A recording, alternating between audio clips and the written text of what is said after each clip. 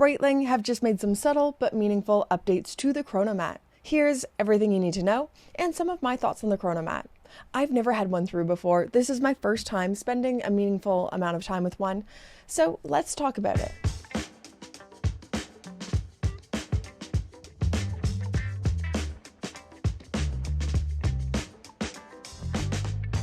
Welcome back to the channel. If you're new or newer here, my name is Brittany, and on this channel we just talk all things watches. It's been a while since we've made a proper hands-on review of a watch. It was Watches and Wonders, then AP Swatch Madness. So I'm so happy to be making this video. These are my favorite styles of videos to make. I have 3 very different variations of the Chronomat sent over from the gorgeous people over at Breitling. So the B01 Chronograph, the B31 Automatic 40 with the blue dial, and the smaller 36mm with a diamond bezel. If there's any other Breitling watches you want to see on here, reviews you think need to be out there, pop it in the comments down below and I'll get bugging their team. So the Chronomat is a watch I've always been interested in. It is Breitling's go anywhere, do anything option, which is my favorite style of watch, but it still keeps a very specific DNA. It's distinct yet simple, confident, but still understated. This is a relatively young watch in the Breitling catalog, first introduced in the 1980s for the Italian Frecce Tricolori. I tried to say it Italian. The Frecce Tricolori jet team, when they were looking for a new chronograph for their pilots. They wanted it to be elegant enough to be worn off duty, but robust enough that it could meet the demands of a jet cockpit with the ability to sustain up to 7 G forces. There was another problem these needed to solve: the watch crystal knocking against the metal frame as they opened the aircraft canopy, recessing the crystal into the bezel and then protecting it with the 4 rider tabs we see at each quarter hour. Breitling didn't want to just adapt an already existing watch, so they created this, the Frecce Tricolori, which eventually became the blueprint for the Chronomat, which debuted in 1984. The essence has remained the same throughout the years, even to these updates. Just subtle refinements over the years, and to me, this is always a mark of good design. There have been 2 big updates made, and they're both in the bracelet department.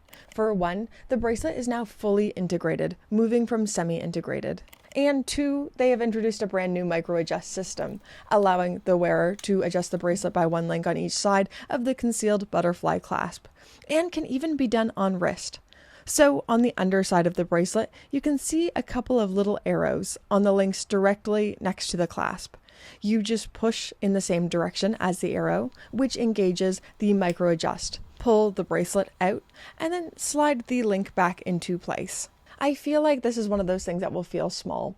It's not a groundbreaking design change or a movement overhaul, but it's a subtle tweak that makes a really meaningful difference, and these are the things that make me excited, and it's cool to see them investing into this. So when I see a butterfly clasp, one of my first hesitancies is always micro adjustment. It's a clever system. It's really easy to use. It's really intuitive. Like, I didn't have anyone explain to me how to use it. I just read in the press pack that there was a micro adjustment. I kind of looked on the back. No one explained it to me. Very intuitive, very easy to use. I'm not very mechanically inclined. So if I can do it, that means it's pretty easy. It's a good update. Let's talk specifications, and we'll go largest to smallest, starting with the B01 chronograph. This has a case diameter of 42mm, a thickness of 13.8mm, which is down from 15.1mm, a pretty noticeable update, and a lug-to-lug of 45.8mm, 200 meters of water resistance, and a screw-down crown. The 42mm is a large feeling 42. You really feel it on wrist, especially with the integrated bracelet that just flares out slightly. On wrist, it is too large for me. I'm pretty comfortable with bigger watches, but I definitely say I'm sized out of this one. It does, however, suit my husband, so here it is on his 7-inch wrist versus my 5.5-inch wrist. He says it feels really comparable to the Omega Speedmaster in wrist presence. I'd say this was made with our larger wrist friends in mind, and I would recommend this for a 7-inch wrist circumference and larger. Let's talk about the movement, powered by the Breitling B01 Manufacture Calibre. This is automatic or self-winding with 70 hours of power reserve and cost certified. Very good chronograph, very good movement. I thought this was the most handsome of the three that were sent to me. I really like it in the design department. It's just way too large for me. Moving on to the Automatic 40. So this is just a time and date, with the date window neatly tucked away at the 6 o'clock position, keeping the dial balanced. These are clean, legible, and I would say this was the showstopper for me. So a 40mm stainless steel case, 11mm thickness, and 43.7mm lug to lug. Size-wise, this is kind of skirting the lines for me. It's a bit oversized on me, and I personally wouldn't go for the 40, but it is perfect on my husband's wrist. This was made for the average or larger wrist size in mind, and I'd say this is the go anywhere, do anything model from Breitling. Once again, this has the new on-the-fly micro-adjust system, 200 meters of water resistance, and unidirectional ratcheted bezel with rider tabs. Design-wise, I'd say this feels that next step up, a little bit more elevated than a lot of go anywhere, do anything watches. Movement, these are powered by the Manufacture Calibre B31 self-winding, 78 hours of power reserve, and cost certification. So I covered the B31 when it was first introduced, I want to say a year ago, in the Breitling Top Times. It was the first three-hand manufacturer movement designed and developed by Breitling. It's a really good movement. Breitling cost certifies every single movement that they have, whether it's Manufacture Calibre or ETA, wherever it comes from. They always insist on cost certification, and I'm glad to see this movement finding its way into more watches. Final watch, and this one is making me feel so many mixed feelings. I think it's because they sent me the diamond bezel variation, and I'm just not a diamond girl, but I love the size of this.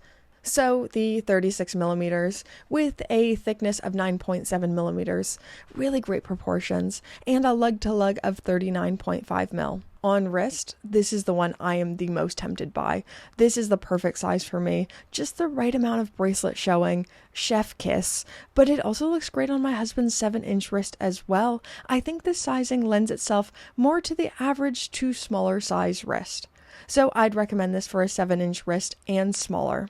The variant I have in is the two-tone stainless steel and red gold, extending to the rouleau bracelet, still with the new patented micro-adjust system. The movement, I am so sad to say we don't have the B31 finding its way to the more female-leaning watches, but still a very good movement powered by the Breitling 10 Automatic Calibre, 42 hours of power reserve, and cost certification. If it was me and my money, this isn't the variant I would choose. It's the right size, but I don't think I would choose this.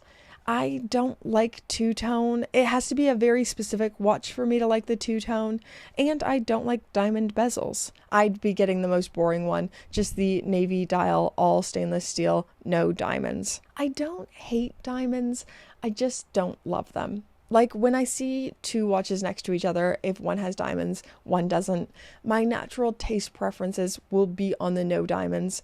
And on top of that, I don't want to pay a premium for gems that I don't really want or like the way they look, which is fair. With that said, I think this model will sell really well. Two-tone does really well in the ladies' market, as does diamond bezels, obviously, which is why so many watch brands make them. I think this is more for the significant other who's not really into watches, but they want a nice special piece that feels special and fancy and elevated, you know? And I think that actually touches on what it is that the Chronomat does so well. It is as capable as something like the Rolex Oyster Perpetual, 100 meters of water resistance, even 200 meters on the larger models, but a bit smarter with the polished bits and the rouleau bracelet.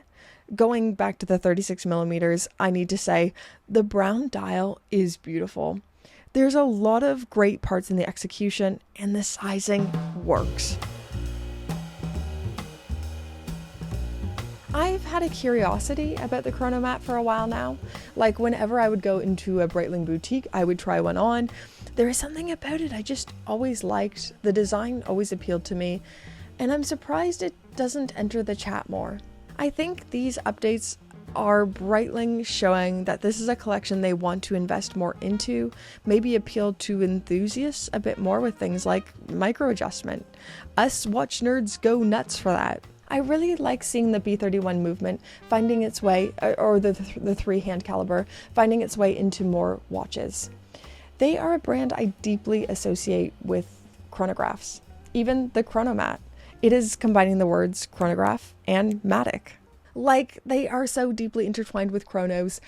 So I like seeing them invest more into simpler movements, into their three-handers. If you follow this channel, you know I'm a massive bracelet dork. I just think it contributes so much to the wearing experience. And I don't just mean this in the aesthetic sense. I mean this in the practical comfort sense. So I think this bracelet micro adjustment system is massive, especially with the butterfly clasp. At first, I wasn't sure if it would look not good, but aesthetically, it looks fine. It's a really clever solution. Watches are among the most expensive purchases people make. It is probably the most expensive thing on your person right now and in most situations. So yeah, you should ask for a lot. We should demand a lot for something so expensive. But that's a side rant. What I want to say in my head is I'm super impressed by these. These deliver. I'm excited that this is an area Breitling is investing into. Anyways, guys, those are just some of my thoughts after being hands-on. I'd love to know yours. Do you have a Chronomat? Have you ever owned a Chronomat? Or have you been close to buying one? Let me know in the comments down below. Thank you so much to Breitling for letting me borrow these and be hands-on. Honestly, I feel like myself again doing watch reviews.